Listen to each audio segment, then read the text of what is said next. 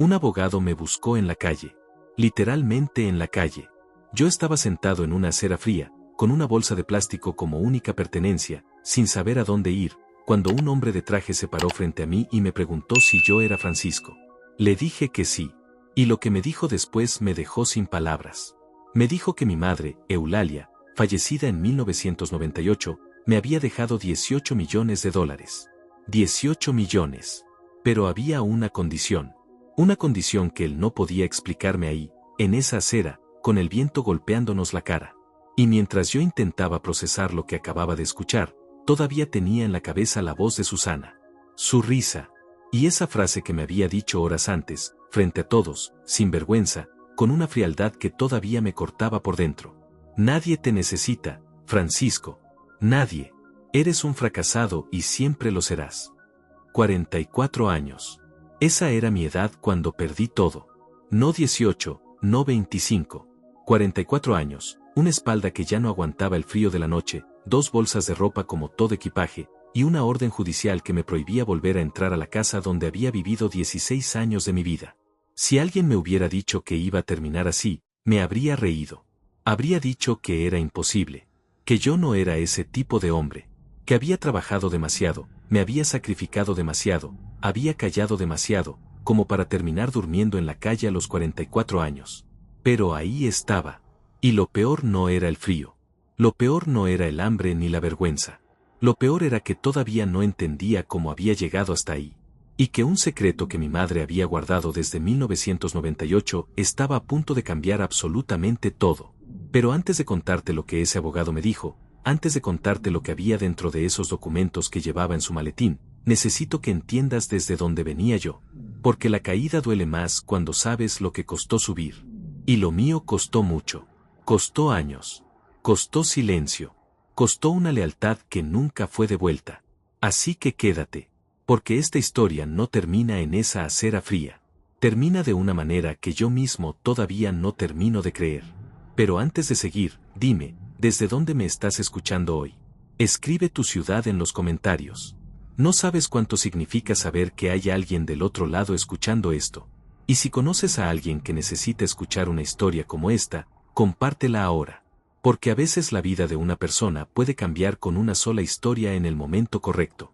Mi nombre es Francisco. Y durante casi 2 décadas, fui el tipo de hombre que nadie ve. No porque fuera invisible de verdad, sino porque había aprendido a hacerme pequeño.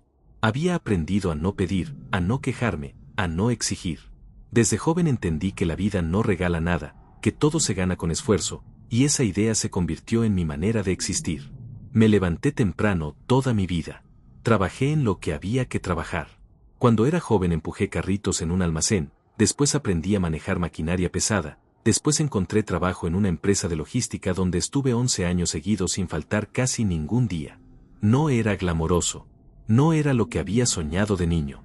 Pero era mío. Y lo cuidaba como si fuera un tesoro.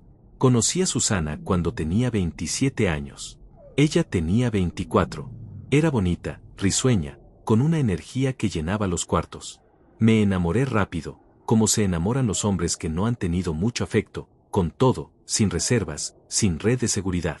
Nos casamos al año y medio de conocernos. Recuerdo que mi madre Eulalia, que para ese entonces ya estaba enferma, me tomó la mano el día de la boda y me dijo algo que en ese momento no entendí del todo. Me dijo, Francisco, cuídate. El amor es hermoso, pero los ojos abiertos no estorban. Yo me reí. Pensé que era la típica advertencia de una madre preocupada. No le di importancia. No sabía que mi madre cargaba un secreto que tenía el poder de cambiar el rumbo de toda mi existencia. No sabía que esa mujer pequeña, de manos trabajadas y voz suave, había estado protegiéndome de algo que yo ni siquiera podía imaginar. Los primeros años con Susana fueron buenos. O al menos eso me decía a mí mismo. Teníamos una rutina. Yo trabajaba, ella administraba la casa. Compramos un departamento pequeño con un crédito que tardamos años en pagar. Pusimos muebles de a poco, un sillón un mes, una mesa el otro. Había orgullo en eso. Había dignidad.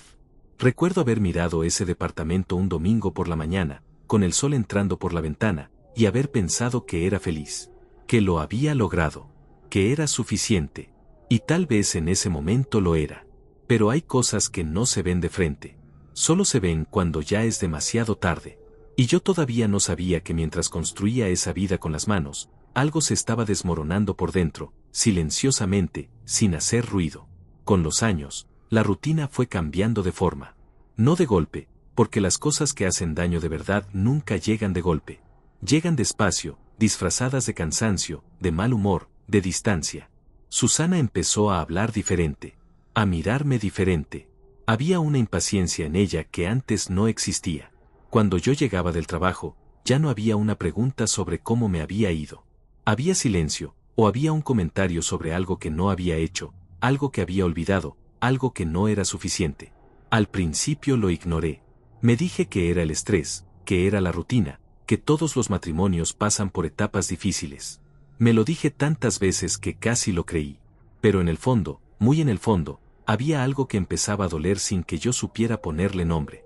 Hubo una noche, creo que fue un jueves, en que llegué tarde porque había habido un problema en el almacén y tuve que quedarme 2 horas extra. Llegué cansado, con hambre, y lo único que quería era sentarme un momento. Susana estaba en la sala con una amiga. Cuando entré, las dos me miraron. Y Susana dijo, con una sonrisa que no era una sonrisa de verdad: «Ah, ya llegó el señor. Como siempre, tarde y sin avisar». Su amiga se rió. Yo no dije nada. Me fui a la cocina, calenté algo yo solo, y me lo comí de pie. Esa noche no dormí bien. Y al día siguiente me levanté temprano y volví a trabajar. Porque eso era lo que yo sabía hacer. Trabajar. Aguantar. Seguir. Lo que yo todavía no sabía era que esa paciencia mía, esa capacidad de aguantar en silencio, no me estaba protegiendo. Me estaba costando todo. Hay un momento en que uno deja de preguntarse si las cosas van a mejorar y empieza a preguntarse cuándo va a terminar de empeorar. Yo llegué a ese momento sin darme cuenta. Fue gradual, como todo lo que duele de verdad. No hubo una sola pelea que lo rompiera todo. Hubo 1000 pequeñas grietas que se fueron acumulando hasta que un día la estructura entera colapsó. Y cuando colapsó, no quedó nada en pie. Los últimos 3 años del matrimonio fueron los más difíciles. Susana había cambiado de una manera que yo ya no podía ignorar. Salía más. Llegaba tarde sin explicaciones. Cuando le preguntaba algo, me respondía con otra pregunta, o con un silencio que dolía más que cualquier palabra. Había una distancia entre nosotros que ya no era de kilómetros sino de algo mucho más profundo, algo que no tiene nombre pero que se siente en el pecho cada vez que estás en la misma habitación que alguien y te das cuenta de que esa persona ya no está contigo aunque esté ahí sentada frente a ti. Yo seguía trabajando. Seguía pagando las cuentas. Seguía siendo el mismo hombre de siempre, el que llegaba, el que no faltaba, el que no pedía demasiado. Pero por dentro, algo se había apagado. Me miraba al espejo por las mañanas y veía a un hombre cansado. No cansado de trabajar. Cansado de esperar algo que ya no iba a llegar. Cansado de sonreír cuando no tenía ganas. Cansado de ocupar un espacio en una casa donde ya no me sentía bienvenido. Fue Lourdes, la vecina del departamento de enfrente, quien me dijo lo que yo no quería ver. Un día me encontró en el pasillo cuando salí a trabajar y me miró con esa expresión que tienen las personas cuando saben algo que tú no sabes y no saben si decírtelo. Me puso una mano en el brazo y me dijo: «Francisco, cuídate. Hay cosas que uno merece saber». Yo le agradecí, le dije que estaba bien, y seguí caminando. Pero esas palabras se me quedaron pegadas todo el día. Porque en el fondo, yo ya sabía. Solo que todavía no estaba listo para saber que sabía. La confirmación llegó un martes por la noche. Había salido del trabajo antes de lo habitual porque me habían dado libre la tarde siguiente y quise aprovechar para descansar. Llegué al departamento, abrí la puerta, y lo que encontré no fue una escena dramática de película. Fue algo peor. Fue una conversación. Susana estaba hablando por teléfono en el cuarto, con la puerta entreabierta, y yo me quedé paralizado en el pasillo sin querer hacer ruido. No por espiarla, sino porque algo en su tono me congeló en el lugar. Hablaba con una suavidad que hacía años no usaba conmigo. Reía de una manera que yo había olvidado que existía. Y en un momento dijo un nombre que yo no conocía. Y después dijo: «No te preocupes. Él nunca se da cuenta de nada». Yo, nunca se da cuenta de nada. Me fui al baño, cerré la puerta con cuidado, me senté en el borde de la bañera y me quedé ahí un buen rato sin moverme. No lloré. Todavía no. Solo me quedé quieto, mirando el suelo, con ese ruido extraño que hace el silencio cuando todo lo que creía se derrumba al mismo tiempo. Esa noche no dije nada. Me acosté en la cama, miré el techo, y escuché su respiración a mi lado hasta que se quedó dormida. Y pensé en todos los años. En todos los lunes de madrugar. En todas las noches de llegar cansado y no quejarse. En todas las veces que me había dicho a mí mismo que valía la pena. Que era suficiente. Que íbamos a estar bien. Al día siguiente hablé con ella. Se lo dije con calma, sin gritar, sin insultos. Le dije lo que había escuchado. Le pregunté si era verdad. Y Susana no lo negó. Me miró a los ojos y me dijo que sí, que llevaba tiempo sintiéndose sola, que yo nunca estaba de verdad aunque estuviera en casa, que se había cansado de esperar que yo cambiara, como si la responsabilidad de lo que había hecho fuera mía, como si los 16 años que yo había entregado no contaran porque no los había entregado de la manera correcta. Me quedé sin palabras. No porque no tuviera nada que decir, sino porque de repente entendí que no había nada que decir, que esa conversación no tenía solución, que algo se había terminado para siempre. Lo que vino después fue un proceso legal que no voy a llamar divorcio porque esa palabra es demasiado limpia para lo que fue. Fue un despojo. Susana contrató un abogado antes de que yo siquiera tuviera tiempo de procesar lo que estaba pasando. Presentó documentos que yo no sabía que existían. Declaró bienes que habían sido comprados con mi dinero como si fueran suyos. El departamento, que habíamos comprado con un crédito que yo había pagado durante 9 años, fue declarado bien conyugal y ordenaron su venta. Las cuentas compartidas fueron vaciadas antes de que yo pudiera reaccionar. No tenía ahorros propios porque siempre había creído que lo de los dos era lo de los dos. Ese fue mi error más grande. Creer que lo que era mío también era de alguien que ya había decidido que yo no era suyo. El abogado que yo conseguí, tarde y con poco dinero, hizo lo que pudo. Pero el proceso fue rápido y cruel. En menos de 4 meses, perdí el departamento, perdí los ahorros, perdí el acceso a todo lo que habíamos construido juntos. Me quedé con mis herramientas de trabajo, con 2 bolsas de ropa, y con una deuda pequeña que me había generado el proceso legal. Firmé los papeles un miércoles por la mañana en una oficina fría con luz de neón. El abogado de Susana sonrió cuando terminamos. El mío me dio una palmada en el hombro que se sentía más a condolencia que a despedida. Salí a la calle con las 2 bolsas. Hacía frío. No sabía a dónde ir. Tenía algo de dinero en el bolsillo, no mucho, lo suficiente para comer unos días. Llamé a un par de personas que pensé que podrían ayudarme, pero las llamadas fueron cortas y las excusas fueron largas. Así funciona el mundo cuando uno cae. Los que estaban cerca de repente tienen muy poco espacio. Caminé un rato sin rumbo fijo, con las bolsas en las manos, mirando la ciudad como si fuera la primera vez que la veía. Y en cierto modo lo era, porque la estaba viendo desde otro lugar. Desde abajo. Desde ese lugar donde uno se convierte en invisible para los demás. Fue entonces cuando Susana apareció una última vez. No sé cómo supo dónde estaba. Tal vez me vio caminar desde la ventana del coche. Tal vez fue coincidencia. Pero se detuvo, bajó el vidrio, y me miró desde adentro del auto con una expresión que no era tristeza ni culpa. Era otra cosa. Era una especie de satisfacción fría, como la de alguien que acaba de terminar una tarea pendiente. Y con sus amigas en el asiento de atrás, con testigos, me dijo en voz alta lo que ya te conté al principio. Nadie te necesita, Francisco. Eres un fracasado y siempre lo serás. Y subió el vidrio. Y se fue. Me quedé parado en la acera viendo cómo el coche se alejaba. Y no lloré. Ya no tenía lágrimas. Solo tenía ese peso enorme en el pecho que se siente cuando la humillación y el agotamiento se juntan en el mismo lugar al mismo tiempo. Me senté en el bordillo de la acera, puse las bolsas entre las piernas, y miré el suelo. No pensé en nada concreto. Solo sentí el frío. Solo escuché el ruido de la calle. Solo existí en ese momento sin saber qué iba a pasar después. Y fue exactamente en ese momento, en el peor momento de mi vida, cuando escuché unos pasos que se detenían frente a mí. Levanté la vista. Era un hombre de unos 50 años, con traje oscuro, maletín en la mano y una expresión seria pero no fría. Me miró un instante y me preguntó, ¿es usted Francisco? Le dije que sí, sin entender nada. Y él abrió su maletín, sacó un sobre, y me dijo algo que todavía hoy me cuesta creer que escuché con mis propios oídos. Me dijo que se llamaba Mauricio, que era abogado, y que llevaba semanas buscándome porque había algo muy importante que yo necesitaba saber. Algo relacionado con mi madre, con Eulalia, con una decisión que ella había tomado antes de morir en 1998.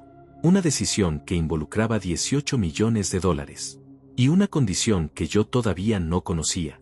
El viento movió las hojas secas en la acera. Yo lo miré sin decir nada.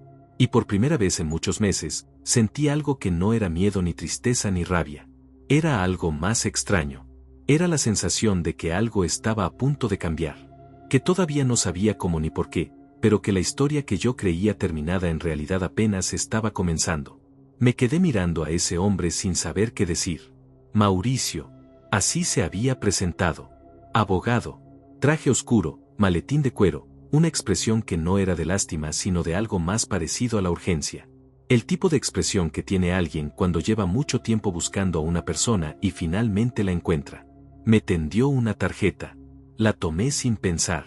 Mis dedos estaban fríos y la tarjeta se sentía extrañamente real entre ellos, como si fuera lo único concreto en medio de todo lo que estaba derrumbándose a mi alrededor. Me preguntó si podíamos hablar en algún lugar. Le dije que no tenía ningún lugar. Lo dije sin vergüenza, porque ya no me quedaba vergüenza. Ya la había gastado toda esa mañana firmando papeles en una oficina fría, toda esa tarde cargando bolsas por la calle, toda esa hora sentado en un bordillo viendo cómo la vida que había construido se alejaba en el asiento trasero de un coche. Mauricio me miró un momento, asintió con la cabeza sin hacer ningún comentario, y me señaló una cafetería al cruzar la calle. Me dijo que invitaba a él, que lo que tenía que decirme no podía esperar más. Nos sentamos en una mesa al fondo. Pedí un café solo porque era lo más barato y porque no quería deber nada a nadie que no entendía todavía. Mauricio pidió lo mismo. Puso el maletín sobre la silla de al lado, lo abrió con cuidado, y sacó una carpeta gruesa con documentos que parecían viejos. Algunos tenían los bordes amarillos. Otros tenían sellos que yo no reconocí de inmediato. Me los puso enfrente sin decir nada todavía, como si quisiera que yo los viera antes de hablar. Le pregunté qué era todo eso. Y él me lo explicó despacio, con la precisión de alguien que ha practicado muchas veces cómo decir algo difícil sin que la persona al otro lado colapse. Me dijo que mi madre, Eulalia, había muerto en 1998, eso yo lo sabía. Lo que yo no sabía era que antes de morir había dejado un testamento real, firmado ante notario, con testigos, completamente legal. Un testamento en el que me dejaba a mí, Francisco, su único hijo reconocido, la totalidad de una herencia que en ese momento, con intereses acumulados durante más de 25 años, ascendía a $18 millones. $18 millones. Me quedé en silencio. Lo miré. Miré los papeles. Lo miré de nuevo. Le dije que eso era imposible. Que mi madre había sido una mujer sencilla, trabajadora, que nunca había tenido dinero. Que yo la había conocido toda mi vida y nunca había visto nada que sugiriera que existía algo así.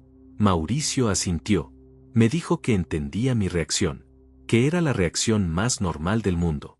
Y que precisamente por eso lo que me iba a contar a continuación era tan importante. Me explicó que Eulalia no había acumulado ese dinero sola.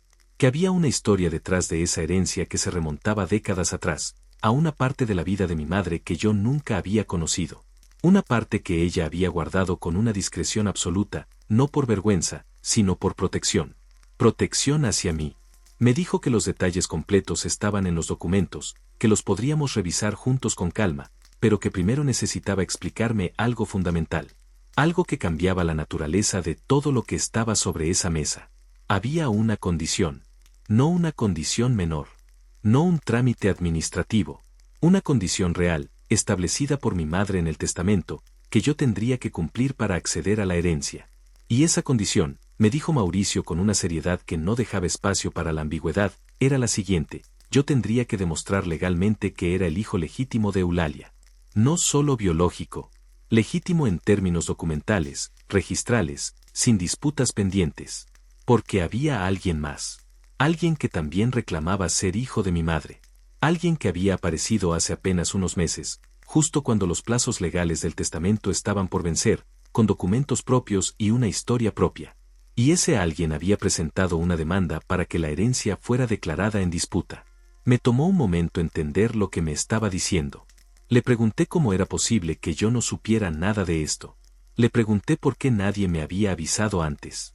Mauricio me explicó que habían intentado contactarme durante meses, pero que mi dirección había cambiado, que el proceso del divorcio había complicado la localización, y que por distintas razones burocráticas el proceso se había retrasado más de lo previsto.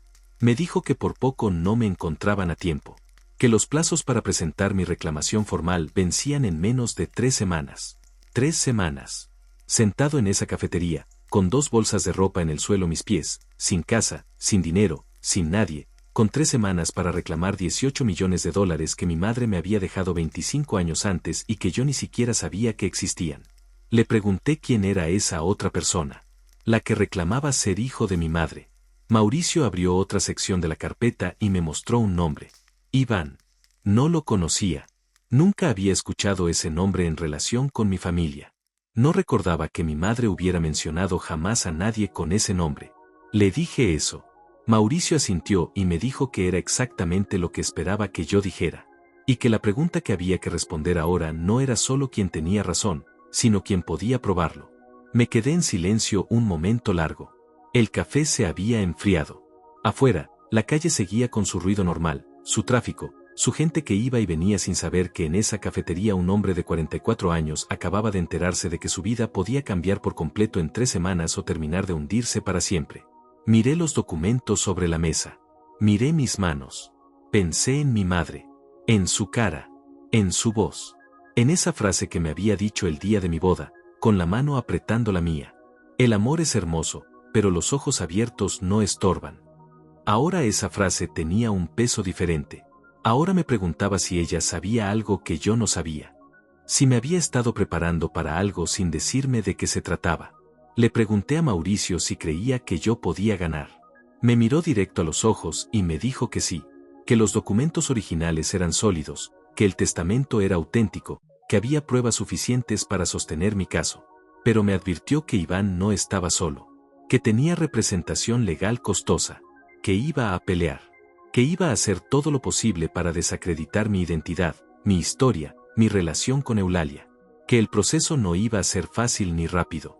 Y que lo primero que necesitábamos hacer era conseguir documentación que yo pudiera aportar, cosas concretas, registros, fotografías, cartas, cualquier cosa que estableciera mi historia junto a mi madre de manera irrefutable.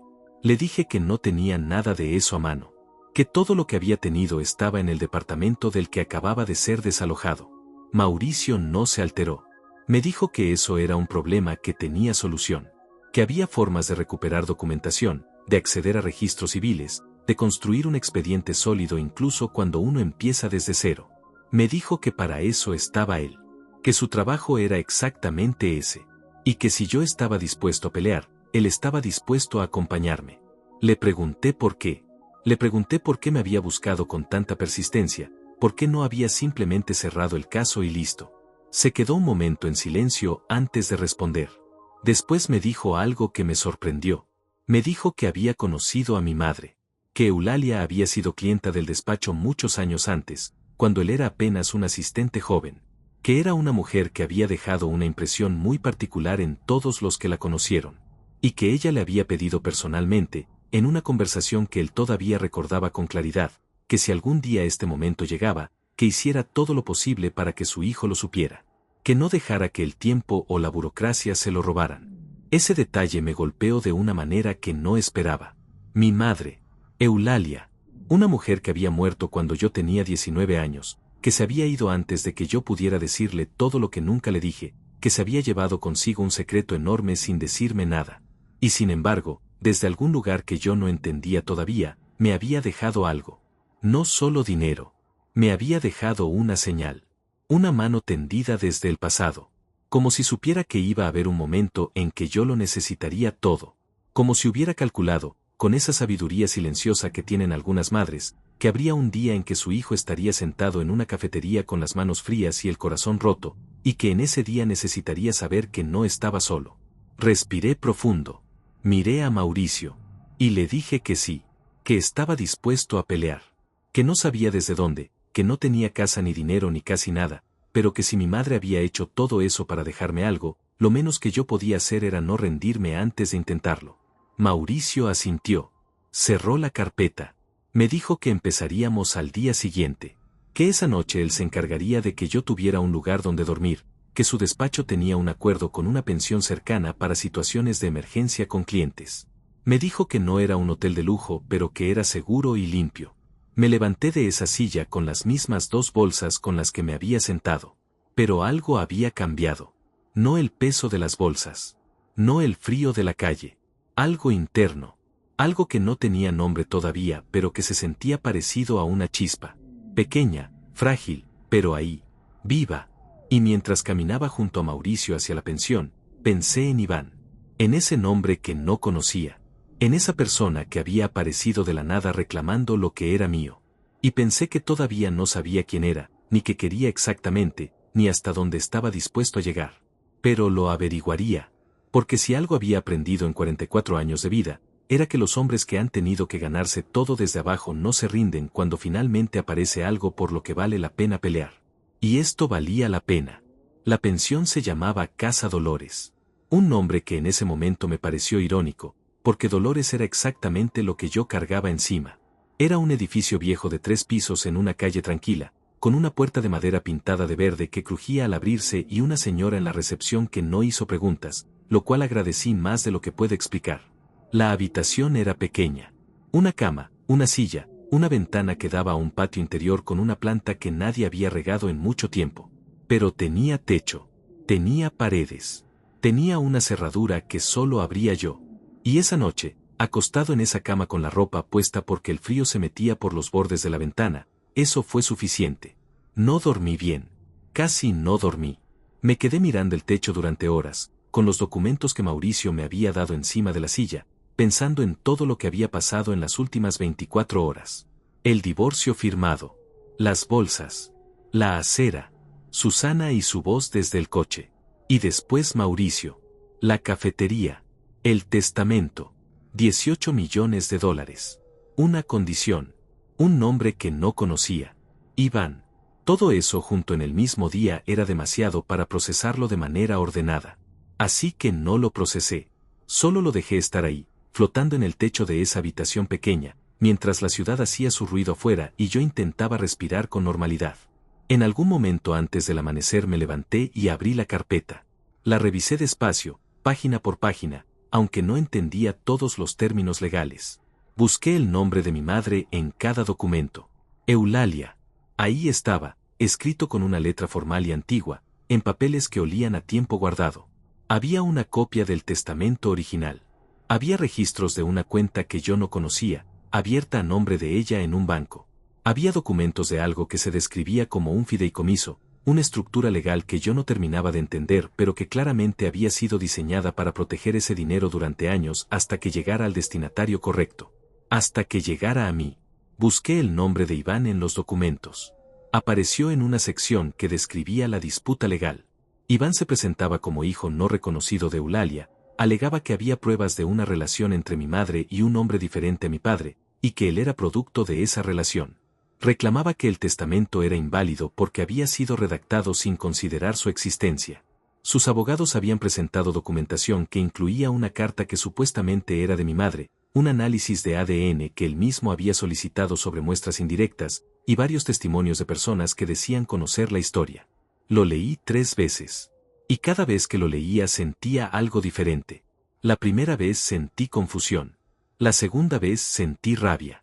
La tercera vez sentí algo más frío, más calculado. Sentí la necesidad de entender exactamente con qué estaba tratando antes de reaccionar. Porque si algo me había enseñado la vida, era que reaccionar rápido cuando uno está herido casi siempre termina mal. Los errores más grandes que había cometido en mi vida los había cometido desde la emoción, no desde la razón. Y esta vez no podía darme ese lujo. A la mañana siguiente Mauricio pasó a buscarme temprano. Desayunamos en la misma cafetería de la noche anterior. Me preguntó cómo había dormido. Le dije la verdad, poco y mal. Asintió como si lo hubiera esperado. Me preguntó si había revisado los documentos. Le dije que sí. Y le hice la pregunta que me había estado quemando desde la noche anterior. Le pregunté quién era Iván realmente.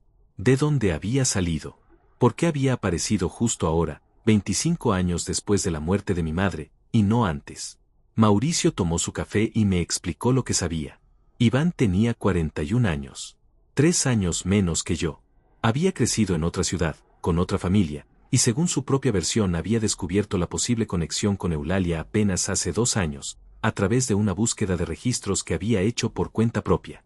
Decía que siempre había sabido que era adoptado y que había pasado años tratando de encontrar sus orígenes biológicos. Esa era su historia oficial, la que presentaba ante el juez con cara seria y documentos ordenados.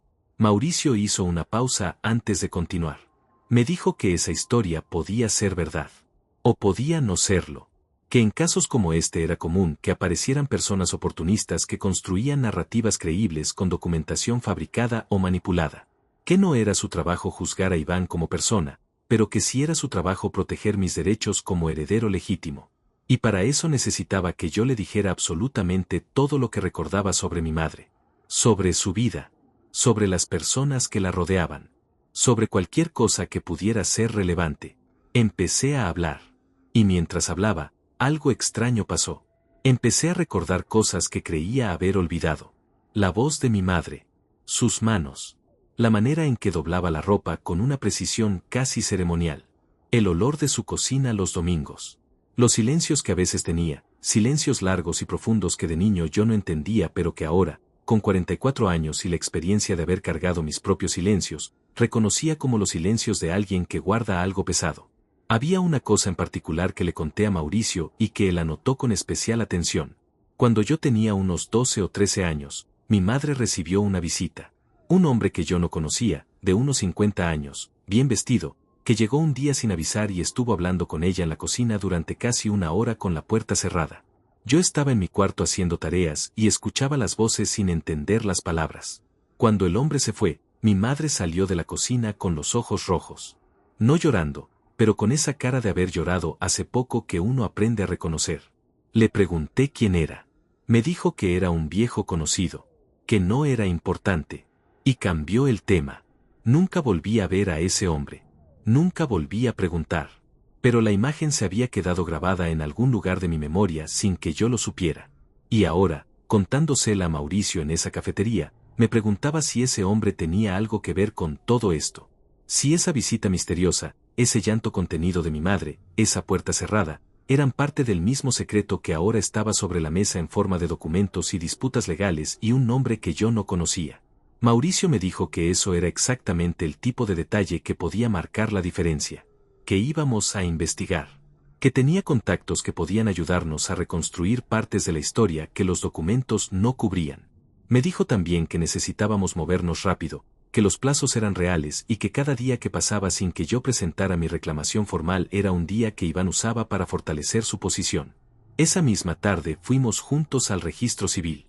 Sacamos copias de mi acta de nacimiento, del acta de defunción de mi madre, de documentos de identidad que Mauricio tenía guardados en el expediente. Después fuimos a un archivo municipal donde había registros de la dirección donde yo había vivido con Eulalia durante mi infancia. Cada papel que conseguíamos era una pieza. Pequeña, a veces insignificante por sí sola, pero parte de algo más grande que estábamos construyendo con paciencia y con método. Al salir del archivo, mientras caminábamos por la calle con los papeles bajo el brazo, recibí un mensaje en el teléfono. Un número que no conocía. Lo abrí y leí: sé quién eres y sé lo que estás haciendo. Sería más fácil para todos si aceptaras un acuerdo. Tengo cosas que tú no tienes. Piénsalo. No había nombre. No había firma. Pero no necesité mucho tiempo para entender de quién venía. Iván ya sabía que yo había aparecido. Iván ya sabía que iba a pelear. Y Iván había decidido que lo primero que haría sería intentar asustarme. Le mostré el mensaje a Mauricio. Lo leyó, lo guardó en una bolsa de evidencia que sacó del maletín con una naturalidad que me indicó que este tipo de cosas no lo sorprendían, y me dijo algo que se me quedó grabado. Me dijo: Francisco, desde este momento, todo lo que reciba, todo lo que le digan, todo lo que le ofrezcan, me lo muestra a mí primero. No responda nada. No reaccione en público. No hable con nadie sobre este caso. La discreción ahora mismo vale más que cualquier argumento legal. Asentí. Guardé el teléfono. Seguimos caminando. Pero por dentro algo había cambiado de nuevo. Porque ese mensaje me había confirmado una cosa importante: Iván no estaba actuando como alguien que simplemente busca sus raíces. Estaba actuando como alguien que tiene un plan. Como alguien que calcula. como alguien que está dispuesto a usar la presión, la intimidación, el miedo, para conseguir lo que quiere. Y eso me dijo más sobre quién era realmente que cualquier documento que sus abogados pudieran presentar. Esa noche, de vuelta en la pensión, me senté en la cama y pensé en mi madre una vez más. Pensé en que ella había construido todo esto, este sistema de protección, este testamento, este fideicomiso cuidadosamente diseñado, para asegurarse de que lo que era mío llegara a mí. Había pensado en todo menos en que yo iba a estar solo cuando llegara el momento. Sola no podía haberlo imaginado todo. Pero me había dejado a Mauricio. Me había dejado los documentos. Me había dejado una historia que, aunque incompleta, era real. Y lo más importante, me había dejado algo en lo que creer cuando todo lo demás había desaparecido. No iba a desperdiciar eso. No después de todo. Los días que siguieron fueron los más extraños de mi vida. Extraños porque por fuera todo seguía igual. Seguía viviendo en esa pensión pequeña, seguía sin trabajo fijo, seguía sin casa propia, seguía siendo el mismo hombre que 2 semanas antes había firmado los papeles del divorcio con las manos temblorosas. Pero por dentro algo había comenzado a moverse. Era lento, era frágil, era como esa planta del patio interior de la pensión que nadie regaba y que sin embargo seguía ahí, verde, terca, negándose a secarse del todo. Algo en mí se había negado a apagarse. Y ese algo, pequeño como era, me mantenía en pie. Mauricio y yo nos reuníamos casi todos los días. A veces en su despacho, un espacio ordenado y sobrio en un edificio del centro que olía a papel y a café viejo. A veces en la cafetería que ya se había convertido en nuestro punto de encuentro no oficial. Revisábamos documentos, comparábamos fechas, trazábamos líneas entre hechos que a primera vista no parecían conectados. Era un trabajo lento y a veces frustrante, porque la historia de mi madre tenía huecos grandes, zonas oscuras donde la información simplemente no existía o no había forma de acceder a ella fácilmente. Pero cada vez que encontrábamos algo, cada vez que una pieza encajaba, sentía que me acercaba a algo más grande que el dinero. Me acercaba a entender quién había sido realmente Eulalia. Y eso, de una manera que no esperaba, me importaba más que los 18 millones. Fue durante una de esas revisiones cuando Mauricio me mostró algo que me dejó sin palabras.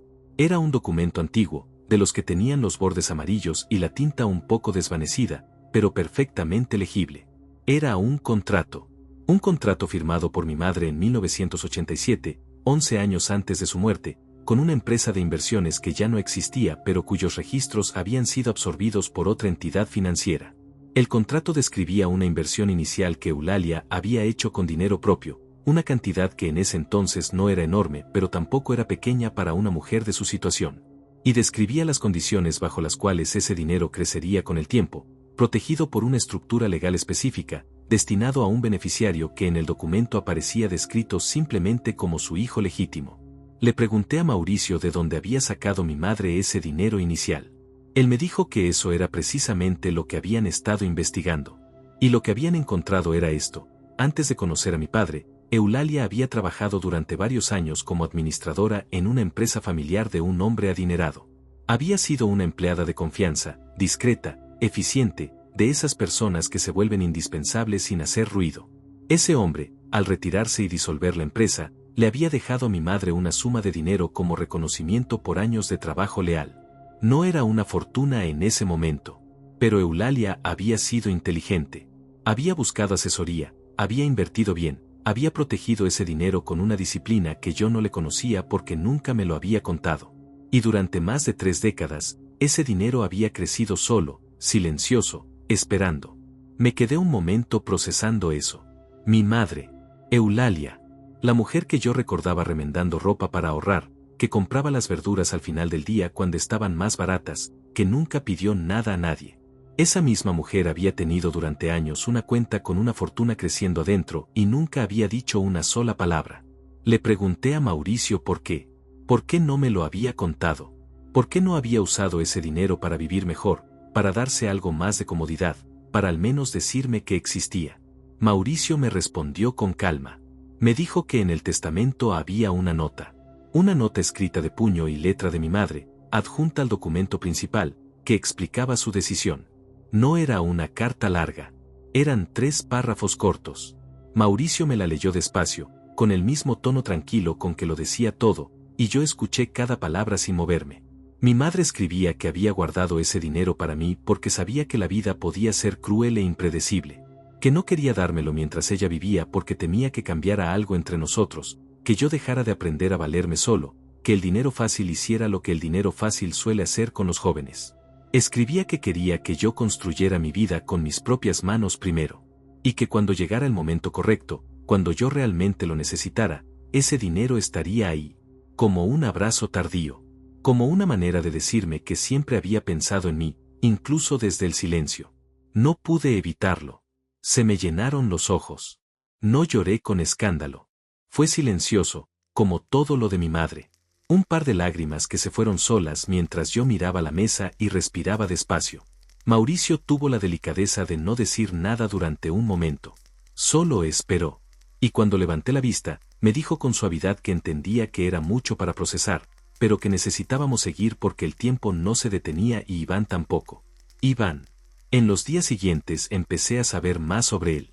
No por investigación directa, sino porque sus movimientos empezaron a hacerse visibles. Había contratado a un despacho legal conocido en la ciudad, con recursos considerables y una reputación de ser agresivos en los tribunales. Habían presentado una serie de mociones para retrasar el proceso de validación del testamento, argumentando que necesitaban más tiempo para reunir pruebas. Era una táctica clásica, me explicó Mauricio, para desgastar al otro lado, para que el proceso se alargara tanto que la otra parte se cansara, se quedara sin recursos, o cometiera un error por desesperación. Pero había algo más. Iván había empezado a hablar. No en los tribunales, sino fuera de ellos. Alguien me contó, a través de Mauricio, que Iván había estado haciendo comentarios en círculos donde se movían conocidos del caso, diciendo que yo era un hombre inestable, que acababa de pasar por un divorcio traumático, que mi situación financiera era desastrosa, y que eso me hacía poco confiable como reclamante. Estaba construyendo una narrativa. No sobre los documentos. Sobre mí. Sobre mi carácter. Sobre mi credibilidad como persona. Eso me molestó más que cualquier documento legal que pudiera presentar. Porque era una táctica sucia. Era usar mi dolor, mi caída, mi divorcio, como arma. Era convertir lo peor que me había pasado en un argumento en mi contra. Y lo peor era que funcionaba de cierta manera, porque en el mundo legal la percepción importa, la narrativa importa, y si Iván lograba instalar la idea de que yo era un hombre deshecho e inestable antes de que el juez siquiera leyera los documentos, eso podía tener consecuencias reales. Le dije a Mauricio lo que sentía. Le dije que quería responder. Que quería aclarar las cosas públicamente. Que no iba a quedarme callado mientras alguien usaba mi vida como munición. Mauricio me escuchó con paciencia. Y después me dijo algo que en ese momento me costó aceptar, pero que con el tiempo entendí que era lo más sabio que me había dicho hasta entonces. Me dijo, Francisco, la respuesta más poderosa que puede dar usted ahora mismo no es una declaración. Es su comportamiento. Es llegar puntual a cada reunión. Es tener cada documento en orden. Es no perder la calma ni en público ni en privado. Iván quiere que usted reaccione. Quiere que cometa un error. No le dé ese regalo. Me quedé en silencio. Apreté la mandíbula. Asentí. Y guardé las ganas de responder en ese lugar donde uno guarda las cosas que duelen pero que no se pueden sacar todavía. Esa semana también volví a tener noticias de Susana. No directamente, sino a través de Lourdes, la vecina, que me llamó al teléfono porque había conseguido mi número a través de un conocido común. Me dijo que Susana había estado preguntando por mí, que alguien le había contado algo sobre un abogado y una herencia y que Susana estaba muy interesada en saber qué estaba pasando. Lourdes me lo dijo con esa honestidad directa que tienen las personas mayores que ya no tienen tiempo para los rodeos. Me dijo, Francisco, esa mujer huele el dinero desde lejos. Ten cuidado. Colgué el teléfono y me quedé mirando la pared de la pensión. Susana. La misma que me había dicho desde el coche que nadie me necesitaba. La misma que había firmado papeles para dejarme sin nada. La misma que se había reído mientras yo cargaba mis bolsas por la calle. Y ahora, apenas unas semanas después, ya estaba rastreando información sobre mí. Ya estaba interesada. Ya estaba oliendo, como decía Lourdes, lo que había en el aire. No sentí rabia en ese momento. Sentí algo más frío. Algo parecido a la claridad. Porque entendí que todo lo que venía ahora iba a requerir de mí una versión que todavía no había terminado de construir. Una versión más firme. Más calculada. más capaz de ver lo que había detrás de cada movimiento, de cada palabra, de cada silencio. Me había pasado 16 años sin ver lo que tenía enfrente. No iba a cometer ese error 2 veces. Esa noche, antes de dormir, saqué del bolsillo la tarjeta que Mauricio me había dado el primer día. La miré un momento. Después la guardé con cuidado en la parte más segura de mi billetera. Y pensé que mi madre, desde donde estuviera, había esperado 25 años para que esto llegara a mí. Lo menos que yo podía hacer era estar a la altura de esa espera. La primera audiencia fue un lunes por la mañana. Llegué temprano, como me había pedido Mauricio. Me había prestado una camisa limpia y planchada porque la mía estaba arrugada de vivir en una bolsa, y aunque al principio me costó aceptarlo, entendí que en ese momento la imagen importaba. No por vanidad, por estrategia, porque íbamos a entrar a una sala donde un juez iba a formarse una primera impresión, y esa primera impresión tenía que ser la de un hombre sereno, ordenado, seguro. No la de alguien que acababa de perderlo todo y dormía en una pensión con una planta sin regar en el patio. El edificio del juzgado tenía esa frialdad particular que tienen los lugares donde se toman decisiones importantes sobre la vida de las personas. Pasillos largos, luz artificial, el ruido de los tacones en el suelo de mármol, gente esperando en bancas con carpetas entre las manos y expresiones de quien lleva demasiado tiempo esperando. Mauricio caminaba a mi lado con su maletín, saludando a personas que conocía con esa familiaridad tranquila que da años de moverse en ese mundo. Yo caminaba en silencio, mirando todo, guardando todo. Los vi antes de entrar a la sala. Iván y sus abogados estaban en el pasillo, revisando documentos junto a una de las ventanas. Era la primera vez que yo veía a Iván en persona. Me había preparado para ese momento, o al menos eso creía. Pero verlo fue diferente a lo que esperaba. No era el hombre amenazante que mi imaginación había construido durante noches de insomnio. Era un hombre de unos 40 años, delgado, bien vestido, con una expresión controlada que no dejaba adivinar nada. Me miró cuando entramos al pasillo. Nuestros ojos se cruzaron apenas un segundo. No hubo gesto, no hubo palabra. Solo ese segundo en que 2 personas se miden sin decirse nada, y después cada uno siguió su camino. Sus abogados eran 3. El principal era un hombre mayor, de pelo canoso y traje gris, con el tipo de seguridad que da no la arrogancia sino la experiencia. Se llamaba Daniel. Mauricio me lo había descrito antes, meticuloso, frío, experto en alargar procesos y en encontrar grietas donde otros no las ven. Lo observé unos segundos antes de entrar a la sala. Pensé que ese hombre había ganado muchos casos en esa misma sala. Y pensé que no iba a dejar que este fuera uno más. La audiencia inicial fue técnica y seca. No hubo drama, no hubo confrontaciones de película. Fue una serie de declaraciones formales, presentación de partes, revisión de plazos, intercambio de documentación preliminar. El juez era un hombre mayor de voz tranquila que tomaba notas sin mostrar ninguna emoción particular. Mauricio habló con precisión, presentó los documentos base, estableció mi identidad como hijo legítimo de Eulalia con los registros civiles que habíamos conseguido.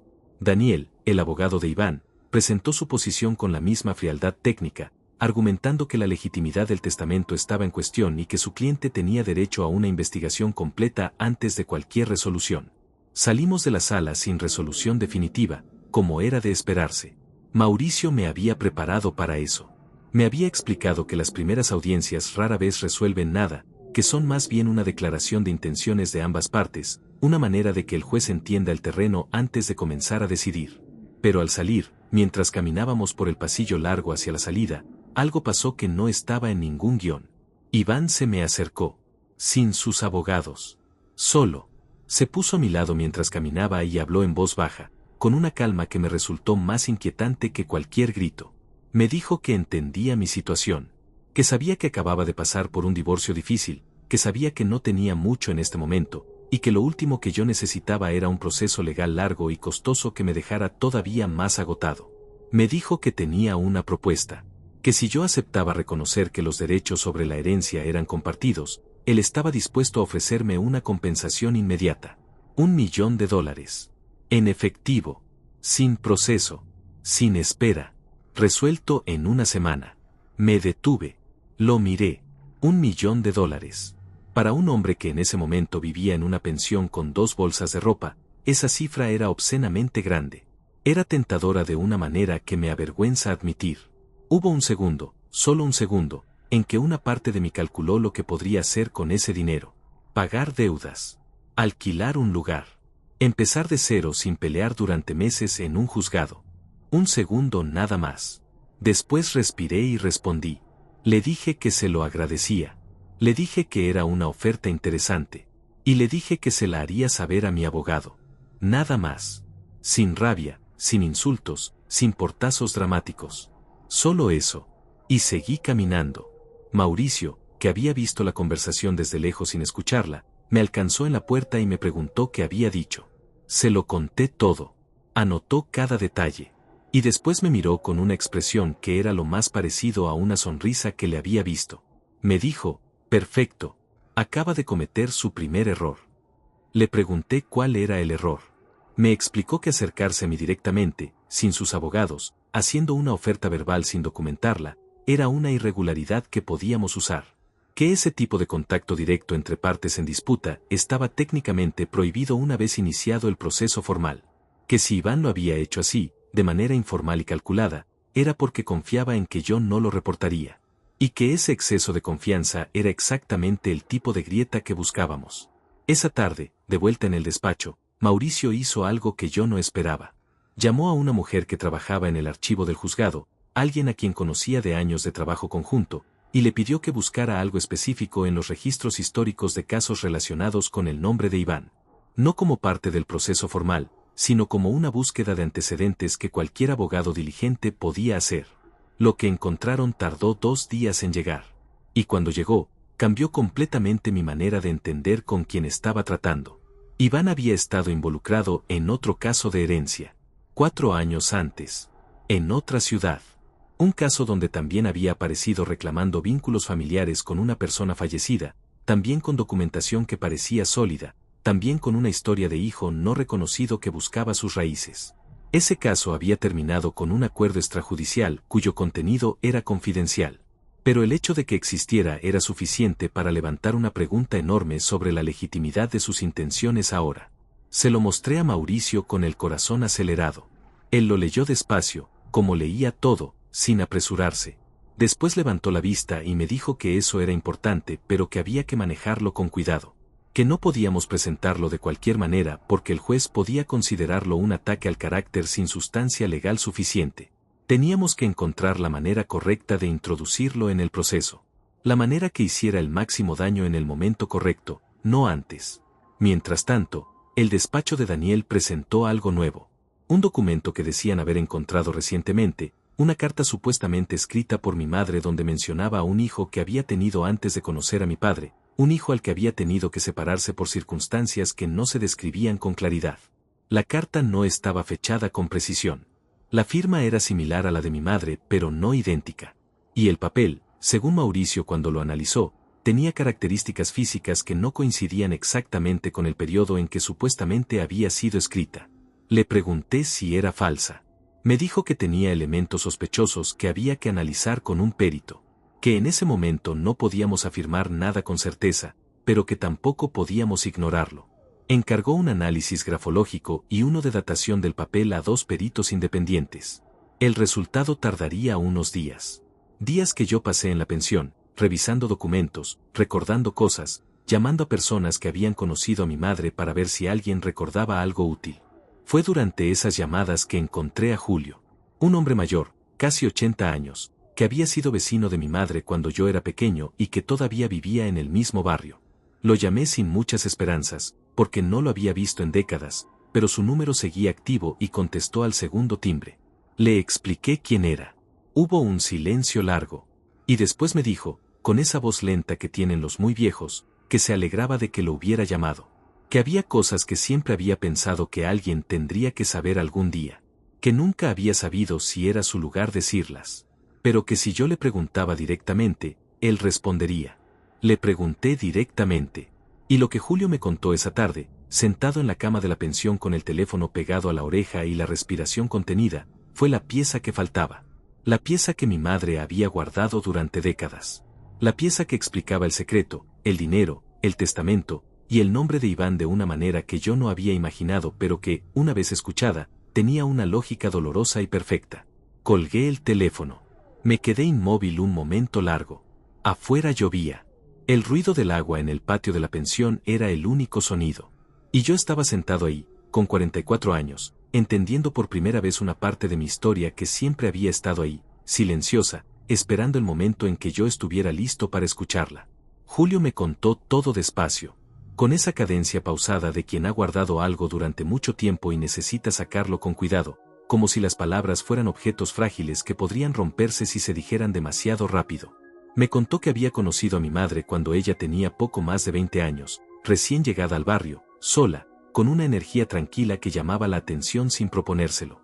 Me contó que Eulalia era de esas personas que uno recuerda no por lo que decían sino por cómo hacían sentir a los demás. Presente, genuina, con una dignidad natural que no dependía de lo que tuviera o dejara de tener. Me contó que en aquella época mi madre había tenido una relación con un hombre casado. No lo dijo con juicio, lo dijo como un hecho, con la neutralidad de alguien que entendía que la vida de las personas es complicada y que las decisiones que se toman a los 20 años no siempre se pueden explicar con la lógica de los 70. Ese hombre era el dueño de la empresa donde mi madre trabajaba. El mismo que años después, al retirarse, le había dejado el dinero que se convirtió en la herencia. Pero lo que Julio me estaba diciendo ahora era algo que iba más allá del dinero.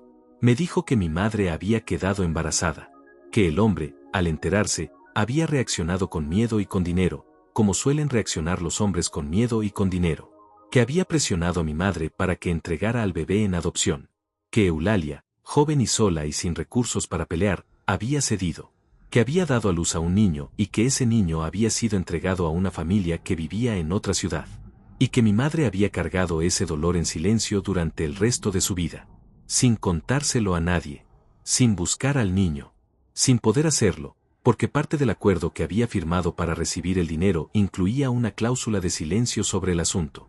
Me quedé sin habla. Julio continuó. Me dijo que él lo sabía porque había estado ahí. Porque una noche, mucho tiempo después de que todo había pasado, mi madre había tenido uno de esos momentos en que el peso de guardar algo se vuelve insoportable, y se lo había contado. Solo a él. Sin pedirle que hiciera nada con esa información. Solo necesitaba que alguien más supiera que ese niño había existido, que ella no lo había olvidado, que pensaba en él. Ese niño era Iván. No era un impostor en el sentido más simple de la palabra. Era, según lo que Julio me contaba, el hijo biológico de mi madre.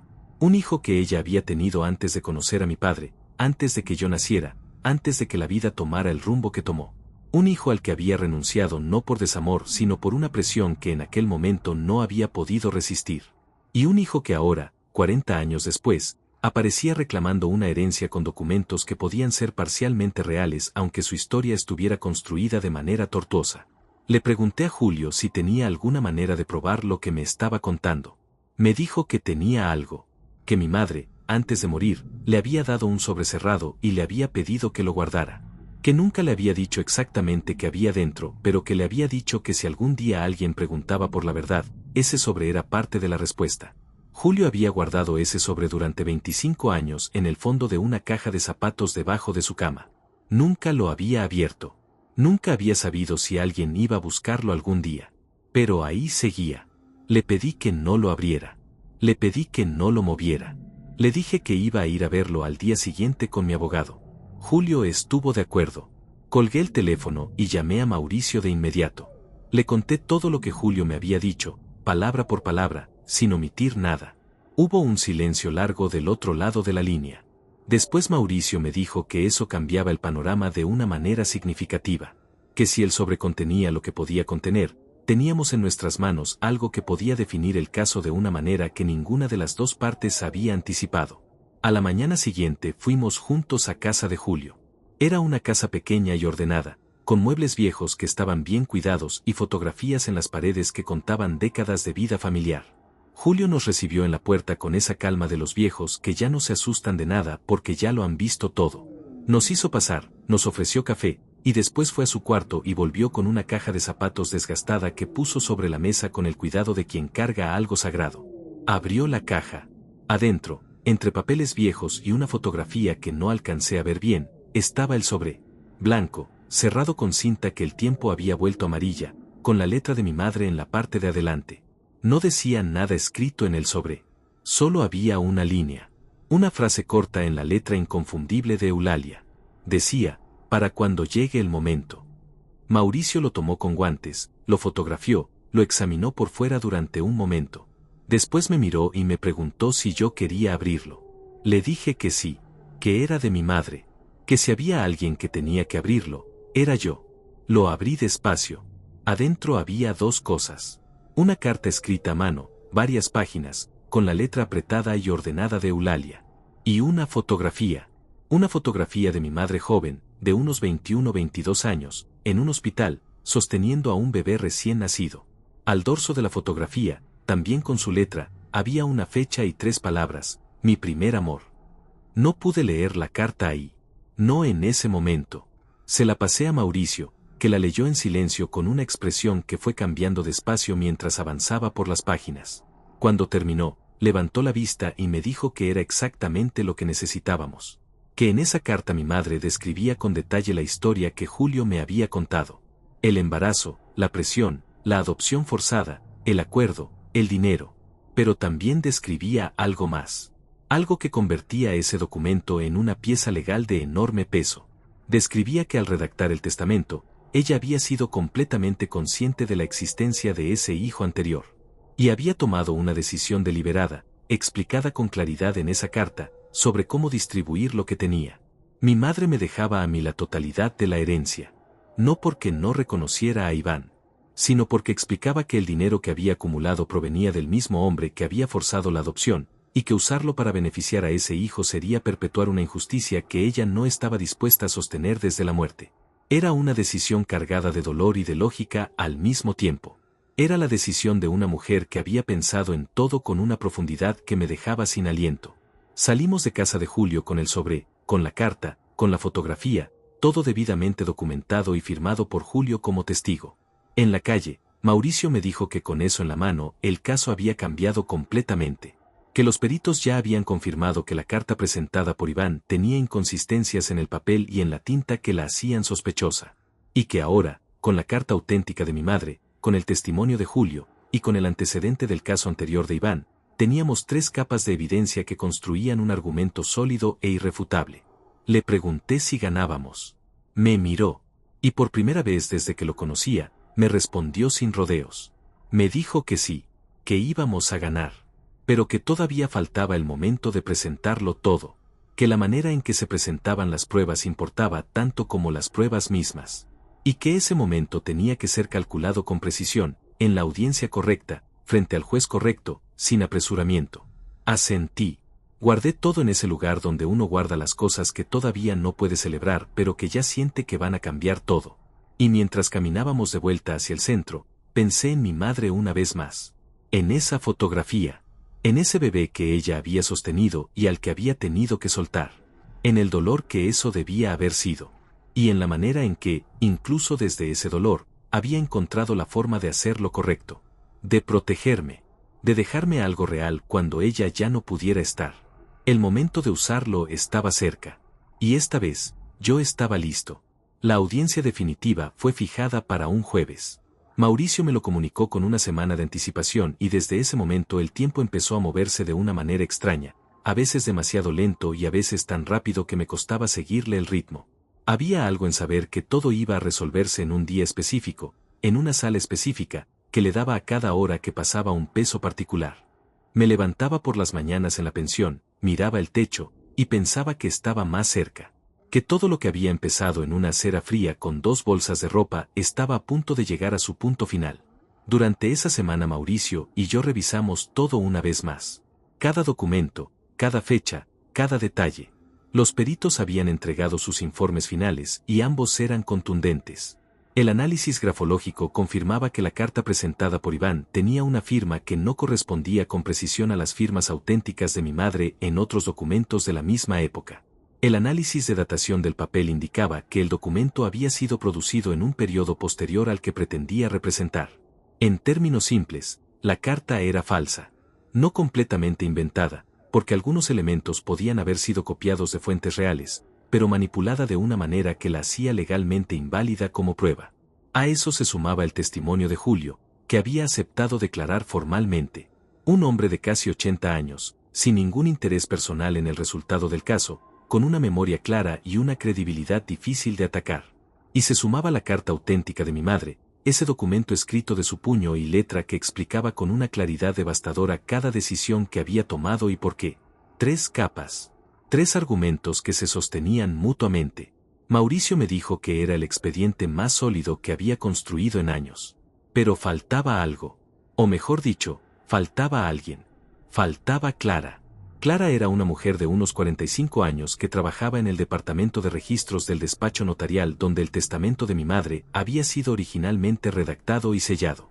Mauricio la había contactado semanas antes como parte de la investigación de rutina, pero Clara había sido esquiva, respondiendo lo mínimo necesario y sin ofrecer nada más.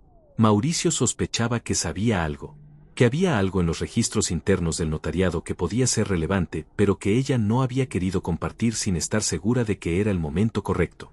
2 días antes de la audiencia, Clara llamó a Mauricio. Yo estaba en el despacho cuando llegó la llamada, y vi cómo la expresión de Mauricio cambiaba mientras escuchaba. Anotó algo, dijo pocas palabras, y colgó. Me miró y me dijo que Clara quería reunirse esa misma tarde, que tenía algo que mostrarnos, que había decidido hablar. Nos reunimos en una cafetería diferente a la habitual, una que Clara había elegido, lejos del centro, en un barrio tranquilo donde era poco probable que alguien los reconociera. Clara llegó puntual, con una carpeta bajo el brazo y una expresión de alguien que ha tomado una decisión difícil y ha decidido no echarse atrás. Se sentó, nos miró a los dos, y sin preámbulos innecesarios nos contó lo que sabía.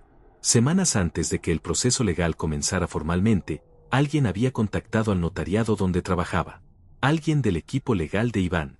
Habían solicitado acceso a los registros originales del testamento de Eulalia, argumentando que era parte de una revisión de rutina. Clara había procesado la solicitud sin sospechar nada en ese momento, pero después, revisando los registros de acceso, había notado algo irregular. Algunos folios del expediente original habían sido consultados en un orden que no correspondía al procedimiento normal. Y uno de los sellos de verificación del documento, un sello secundario que normalmente pasaba desapercibido, había sido fotografiado de manera aislada, separada del resto del documento. Clara no podía probar con certeza absoluta qué habían hecho con esa fotografía, pero su experiencia de años en ese trabajo le decía que ese tipo de acceso selectivo a elementos específicos de un documento original tenía una sola aplicación práctica: reproducir elementos auténticos para incorporarlos en documentos fabricados. Era la manera más sofisticada de construir una falsificación creíble. Usar piezas reales para darle legitimidad a algo que no lo era. Mauricio escuchó todo sin interrumpir. Cuando Clara terminó, le preguntó si estaba dispuesta a declarar eso formalmente. Hubo un silencio. Clara miró la mesa.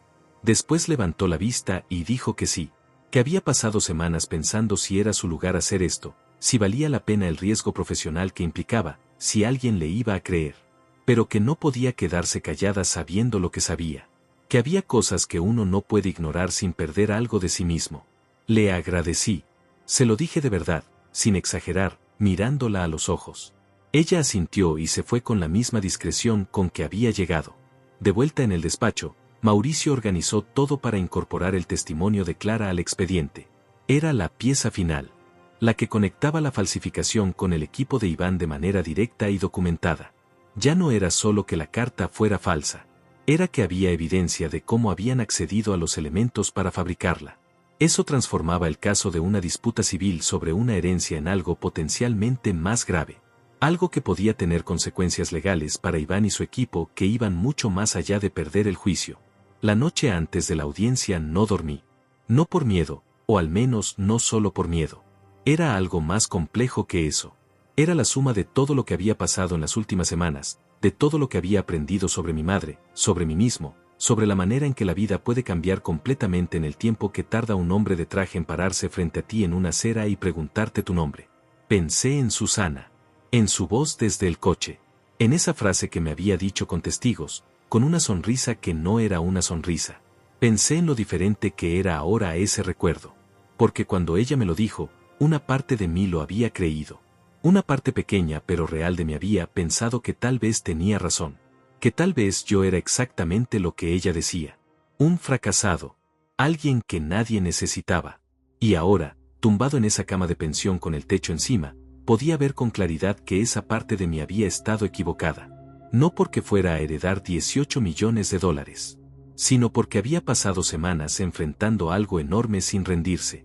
Había buscado a Julio. Había escuchado a Clara. Había abierto ese sobre con las manos temblorosas y había leído lo que mi madre le había costado toda una vida escribir. Eso no lo hacía un fracasado. Eso lo hacía un hombre que todavía estaba de pie. Me levanté temprano. Me duché, me vestí con la ropa más limpia que tenía, tomé el café de la pensión de pie junto a la ventana del patio. La planta sin regar del patio tenía una hoja nueva, pequeña, verde, recién abierta. La miré un momento. Después agarré mi carpeta con los documentos y salí. Mauricio me esperaba en la puerta del juzgado 15 minutos antes de la hora. Me miró de arriba abajo, asintió con aprobación, y me dijo una sola cosa antes de entrar. Me dijo: hoy no tiene que hacer nada más que estar presente y confiar en lo que construimos. Asentí. Entramos juntos. Y mientras caminaba por ese pasillo largo con la luz artificial y el ruido de los tacones en el mármol, sentí algo que no había sentido en mucho tiempo. Sentí que estaba exactamente donde tenía que estar. La sala estaba llena. No de curiosos, sino de personas con roles concretos en lo que estaba a punto de suceder. El juez en su lugar, con esa expresión inamovible de quien ha visto demasiadas historias para sorprenderse con facilidad. Los abogados de Iván ordenando sus papeles con una eficiencia que intentaba proyectar seguridad.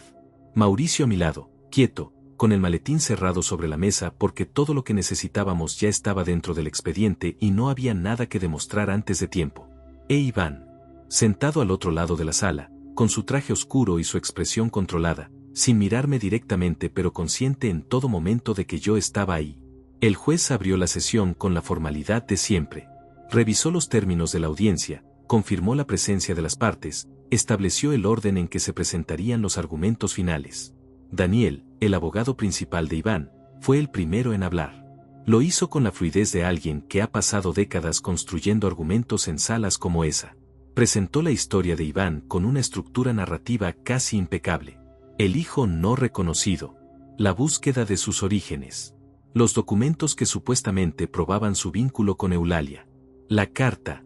Todo articulado con una precisión que, si uno no supiera lo que yo sabía, podría haber resultado convincente. Mientras Daniel hablaba, yo miraba al juez. Tomaba notas. Asentía levemente en algunos momentos. No mostraba nada. Pero yo había aprendido en estas semanas que los jueces que no muestran nada son los que más están procesando. Y eso me mantuvo tranquilo. Cuando llegó el turno de Mauricio, algo en la sala cambió. No de manera dramática. No hubo un golpe en la mesa ni una declaración teatral. Fue más sutil que eso. Fue la manera en que Mauricio se levantó con calma, abrió el maletín sin apresuramiento, y colocó sobre la mesa una serie de documentos en un orden específico que yo ya conocía pero que para el resto de la sala era nuevo. Empezó hablando de los peritos. Presentó los informes del análisis grafológico y de datación del papel con una claridad técnica que no dejaba margen para la interpretación. La carta presentada por Iván como prueba central de su reclamación había sido fabricada. No era una opinión. Era la conclusión de dos peritos independientes con metodologías distintas que habían llegado al mismo resultado. Daniel intentó interrumpir. El juez le indicó con un gesto que esperara su turno. Mauricio continuó sin alterar el ritmo. Presentó el testimonio escrito de Julio. Lo leyó en voz alta, despacio, con esa precisión suya que hacía que cada palabra tuviera el peso exacto que necesitaba tener. La sala escuchó en silencio mientras la voz de un hombre de casi 80 años, transcrita en papel pero completamente viva, describía lo que había conocido de Eulalia. Lo que ella le había contado. Lo que había guardado durante 25 años en una caja de zapatos porque no había sabido qué hacer con ello hasta que alguien preguntara. Después Mauricio presentó la carta auténtica de mi madre. La original, en su sobre, con la cadena de custodia documentada desde el momento en que Julio nos la había entregado. La leyó completa. Y mientras escuchaba las palabras de Eulalia resonar en esa sala fría y formal, sentí algo que no esperaba sentir en ese momento. Sentí su presencia. No de manera sobrenatural ni mística, sino de esa manera en que las personas que amamos permanecen en las cosas que dejaron, en las decisiones que tomaron, en las palabras que escribieron cuando nadie las miraba. Mi madre había escrito esa carta sola, en algún momento de su vida que yo no había presenciado, pensando en un futuro que ella no iba a ver. Y ahora sus palabras estaban en esa sala, haciendo exactamente lo que ella había querido que hicieran. Cuando Mauricio terminó de leer la carta, hubo un silencio que duró varios segundos. El juez no escribía. Solo miraba los documentos sobre su mesa. Fue entonces cuando Mauricio introdujo lo de Clara. No la nombró directamente en ese momento, sino que presentó su declaración formal como testimonio de una funcionaria del notariado, identificada por su cargo y su número de registro profesional, que describía el acceso irregular a los documentos originales del testamento por parte del equipo legal de Iván. Describía la solicitud, las fechas, el procedimiento normal, y la conclusión técnica sobre el uso probable de esos elementos en la fabricación de la carta falsa. Daniel se puso de pie. Objetó. Dijo que ese testimonio era circunstancial, que no había prueba directa de que su cliente o su equipo hubieran fabricado ningún documento, que era una acusación grave sin sustento suficiente. El juez lo escuchó. Después le dijo que quedaba registrada su objeción y que continuaran. Lo dijo con una calma que no era neutral. Era la calma de alguien que ya había formado una opinión y estaba esperando que el proceso terminara para expresarla de manera formal. Iván, por primera vez en toda la audiencia, dejó de tener esa expresión controlada. Vi el momento exacto en que algo se quebró detrás de sus ojos. No fue un colapso visible. Fue apenas un parpadeo, una tensión en la mandíbula, una manera de acomodarse en la silla que delataba incomodidad. Pequeño, pero real. Y yo lo vi porque había estado mirándolo con atención desde que entramos a esa sala. Daniel pidió tiempo para responder a las nuevas pruebas. El juez le concedió 15 minutos de receso. Durante ese receso, en el pasillo, vi a Iván hablar en voz baja con Daniel con una intensidad que ya no tenía nada de la calma calculada de las semanas anteriores. Vi a Daniel sacudir levemente la cabeza en un momento. Vi a Iván pasar la mano por el pelo con un gesto que no era de hombre que tiene todo bajo control. Mauricio y yo nos quedamos sentados en una banca del pasillo sin hablar. No había nada que decir que no estuviera ya dicho. Solo esperamos. Cuando reanudaron la sesión, Daniel presentó su respuesta. Fue más corta de lo que yo esperaba. Más defensiva. Los argumentos que antes sonaban construidos con solidez ahora sonaban como alguien que intenta tapar grietas con los dedos. Cuestionó la cadena de custodia de la carta de Eulalia. Cuestionó la objetividad de Julio por su relación personal con mi madre. Intentó instalar la duda sobre los peritos argumentando que habían sido contratados por nuestra parte. Eran argumentos válidos en abstracto pero débiles en contexto, porque cada uno de ellos había sido anticipado y respondido en el expediente que Mauricio había construido con semanas de trabajo meticuloso. El juez escuchó todo, tomó notas finales. Y después, sin tomarse más tiempo del necesario, pronunció su resolución. Declaró el testamento de Eulalia completamente válido. Estableció que las pruebas presentadas por la parte reclamante, es decir por Iván, no alcanzaban el estándar legal requerido para disputar un testamento notariado, y que había elementos suficientes para sospechar que al menos parte de esa documentación había sido manipulada, lo cual derivaría en una investigación separada por parte de las autoridades correspondientes. Reconoció mi identidad como heredero legítimo sin disputa pendiente, y ordenó el inicio del proceso de transferencia de la herencia a mi nombre. 18 millones de dólares. Legítimos. Míos. No grité. No lloré. No hice ningún gesto dramático. Solo cerré los ojos un segundo. Solo un segundo. Y en ese segundo pensé en mi madre. En sus manos. En su voz. En esa frase del día de mi boda que ahora entendía completamente. Los ojos abiertos no estorban. Los había tenido cerrados demasiado tiempo. Pero los había abierto justo cuando más importaba. Iván salió de la sala sin mirarme. Daniel recogió sus papeles con la eficiencia profesional de alguien que ya está pensando en el siguiente caso. Yo me quedé sentado un momento más, dejando que la sala se vaciara, dejando que el silencio llegara. Mauricio me puso una mano en el hombro y no dijo nada. No hacía falta. Afuera, en la calle, el sol estaba saliendo entre las nubes con esa luz particular de las tardes que han decidido mejorar después de un mal comienzo. Respiré. El aire era frío, pero no molestaba. Me acordé de la acera donde había estado sentado con las bolsas, del bordillo donde me había sentado a mirar el suelo mientras Susana se alejaba en su coche. Me acordé de la planta sin regar del patio de la pensión que había sacado una hoja nueva esa mañana. Me acordé de todo el camino. Y entendí que ese camino no había sido un accidente.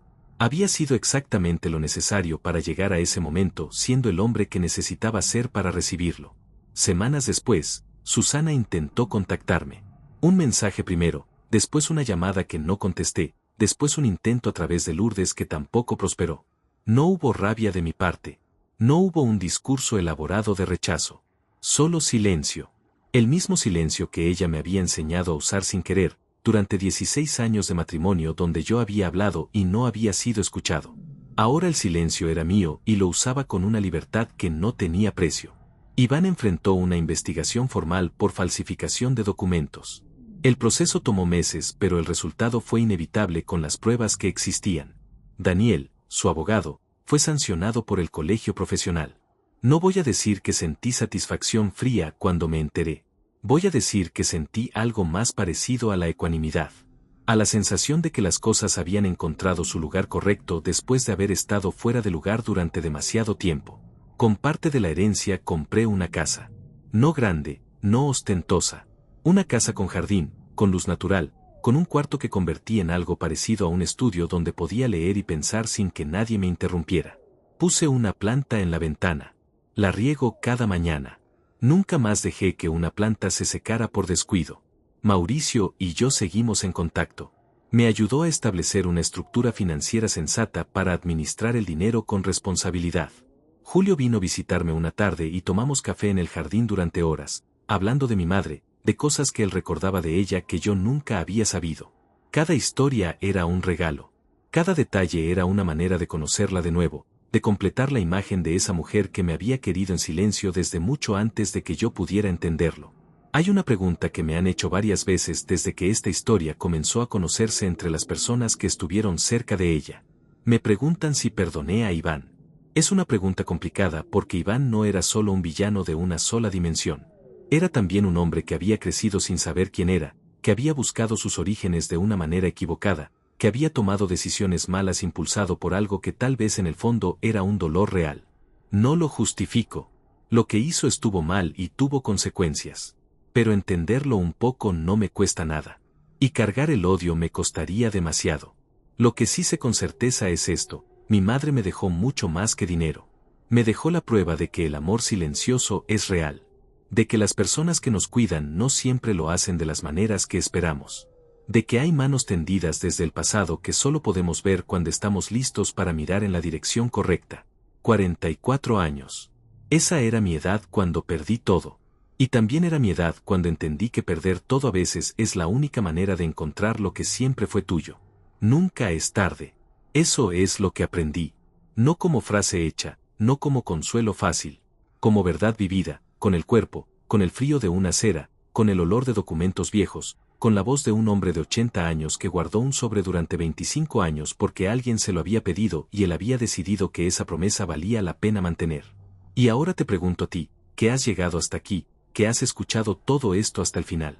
Si hubieras estado en mi lugar esa tarde en el pasillo del juzgado, cuando Iván se acercó y te ofreció $1.000.000 para rendirte sin pelear, ¿qué habrías hecho tú?